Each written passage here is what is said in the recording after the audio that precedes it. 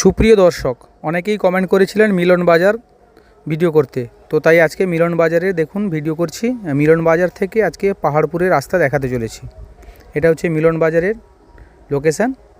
আর দেখতে পাচ্ছেন এই ঐতিহাসিক কাঠের ব্রিজ, যে ব্রিজ থেকে দাদু পারাপার হচ্ছেন।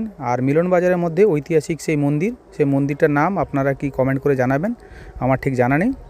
আর এবার বেরিয়ে পড়লাম মিলন বাজার থেকে পাহাড়পুর যাওয়ার সেই অপূর্ব সুন্দর প্রাকৃতিক দৃশ্যে মোড়া এই রাস্তা।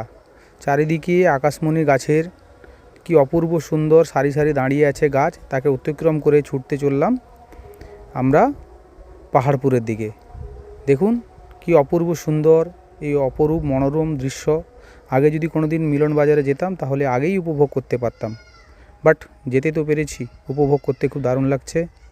দর্শক, আপনারা কে কে এসছেন কমেন্ট করবেন, বা এই রাস্তায় পাশাপাশি কাদের বাড়ি এটাও কমেন্ট করে জানাবেন।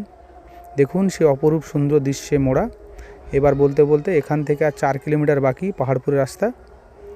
দেখুন দর্শক, এত ভালোবাসা দিয়েছেন আগের ভিডিওগুলোয়, তো যেই রূপ কমেন্ট করলেন আমি চলে এলাম অস্থিচকে। এবার অস্থিচক বাজার, এটা এই অস্থিচক বাজার ঢুকেই একটু বাম দিকেই দেখবেন অস্থিচক হাই স্কুল আছে।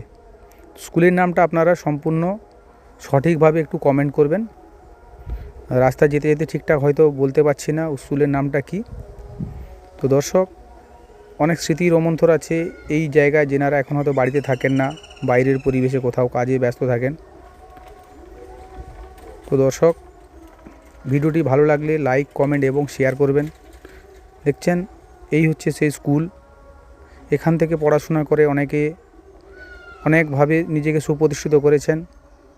আর দেখতে পাচ্ছেন রাস্তায় সুবিস্তৃত সেই মাঠ। আমাদের অঞ্চলে মাঠও পাওয়া যায় না। আর বাম দিকে দেখতে পাবেন একটি বড় জলের ট্যাঙ্ক।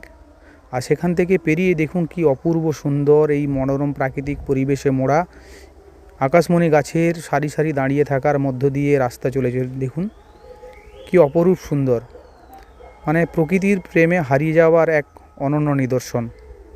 দর্শক দেখতে পাচ্ছেন এবার এখান থেকে বামুনিয়াবাড় প্রবেশ করলাম। এই স্কুলটার নাম কি আপনারাও কমেন্ট করবেন, আমার ঠিক জানা নেই। সম্ভবত বামুনিয়াবাড় প্রাইমারি স্কুল।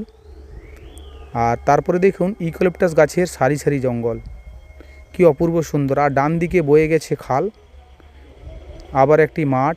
এখানে একটা মন্দির দেখতে পাচ্ছি, মন্দিরের নাম আপনারা কমেন্ট করে জানাবেন দর্শক, আমার ঠিক জানা নেই। আর এইভাবে পৌঁছে গেলাম পাহাড়পুর। এখান থেকে বালিঘাই 10 কিলোমিটার, ভবানীচক 12 কিলোমিটার। আর দর্শক, ভিডিওটি ভালো লাগলে লাইক, কমেন্ট এবং বেশি বেশি করে শেয়ার করবেন। অসংখ্য ধন্যবাদ।